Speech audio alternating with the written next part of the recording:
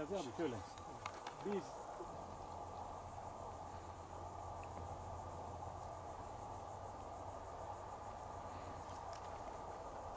Burası güzel işte. Ne kadar güzel gözüküyor. Ne gerek var o taraflara? arkadaşlar geldiğimiz bahçe 58 dönümlük bir bahçe. Toplamda içindeki ağaç sayısını saydık. 56 dönüm 800 metredir. Toplam 2800 ağaç var bahçede.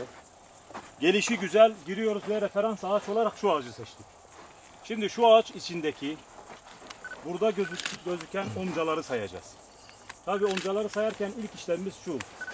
Şu omcayı aldık. Evet, başlayalım arkadaşlar, gelin.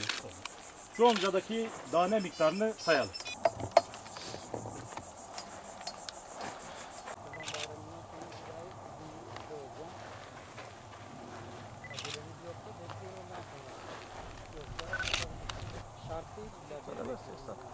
Evet. 30'du. Tamam, hepsi 120 90 yaptı. sizinkiler çıktı. 90 120 tane omca saydık. Bütün ağaçtaki omca sayısı 120. Tamam mı? Şimdi bunun hesabını yapıyoruz arkadaşlar. 120 adet cumba Evet. çarpı 102 adet tanemiz var. Eşittir. Çarpı bizim gramajımız Antep fıstığına göre farklı olduğu Onun için fıstık 1 gram olarak geçiyor tanesi. Bizim Siirt fıstığı daha iri olduğu için biz 70 tanesini 100 gram olarak alıyoruz. Evet arkadaşlar, onu 1.44'te çarptığı zaman bir ağacımıza şu anda 17 kilo 136 gram kuru çıkıyor. Kırmızı. şimdi bu Kırmızı kabuklu. kırmızı kabuklu arkadaşların yaptığı hesap ortalama 17 kilo civarında bir şey çıktı bu ağacımızda. Belki biraz daha da fazla olabilir. Dur.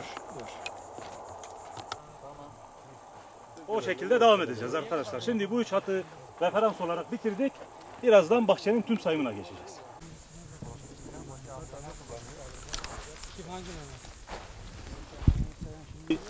Bu aldığımız size 4 hattın ortalaması 0.95 çıktı arkadaşlar. Yani referans ağacımız 1'di. Ama diğer ağaçlarda ortalama 0.95 olarak biz bunların çarpanını 0.95 ile çarpacağız. Bir ağaç 1 çıktı, biri 0.75 çıktı, 0.90 çıktı, 0.80 çıktı. Öyle şimdi bunların ortalamasını alıyoruz. 4 hat üzerinde deneyeceğiz. Diğer hatlar sayılıncaya kadar. Şimdi bugün Tarım Müdürü'nden mühendis arkadaşlarımız bahçeye gelip de inceleme yaptılar. Tabii ki verim üzerinde inceleme yaptılar.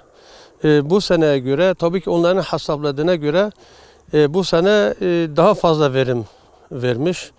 Ya eğer geçen sene %7, %10 bu sene diyelim 10 fıstık başına 10 kilo, 5 kilo, 10 kilo vermişse bu sene 15 kilo civarıdır. Hakikaten bu sene çok güzel verim vardır elhamdülillah. Ondan sonra hastalık bakımında da bu sene o kadar fazla hastalık olmadı yani. Eğer olan ufak tefek varsa da biz geliyorduk bağımızda, bahçemizde ilaçlama yapıyorduk. Tabii ki bu hastalık nedeniyle bahçedeydik. Eğer bir hastalık olduğu zaman hemen mücadele yapıyorduk. O verim bu sene çok güzel elhamdülillah. Hakikaten de iyidir elhamdülillah. Yani bu sene 5, 10, 6, 7, 10 senenin rekortuydu bu sene. Siirt fıstığında rekolte tahmini çalışmalarını yapmak için buradayız. Fıstık rekolte tahmini merkez ve 6 ilçemizde toplam 7 ekiple sürdürülüyor. Toplamda da 40 teknik elemanımız bu işte görev alıyor. Bugün de merkeze bağlı bir Osman Oysal'a ait fıstık bahçesindeyiz. Bulunduğumuz fıstık bahçesi 58 dönüm alan üzerinde. Yaklaşık ağaç yaşları da 20-25 yaşlarında olan ağaçlar mevcut bu bahçede. Bahçede fıstık rekolte tahmini nasıl yapılır kısaca anlatayım ben. Fıstık rekolte tahmini girdiğimiz bahçede örnek olarak gelişi güzel referans bir ağacın belirlenmesiyle başlıyor.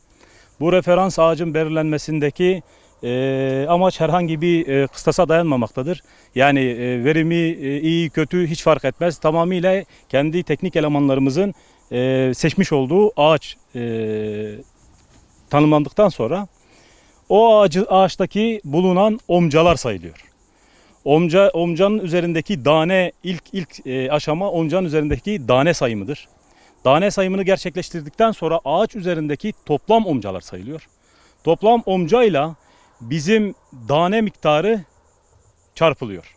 Ona göre o ağacın ortalama verimi bulunuyor.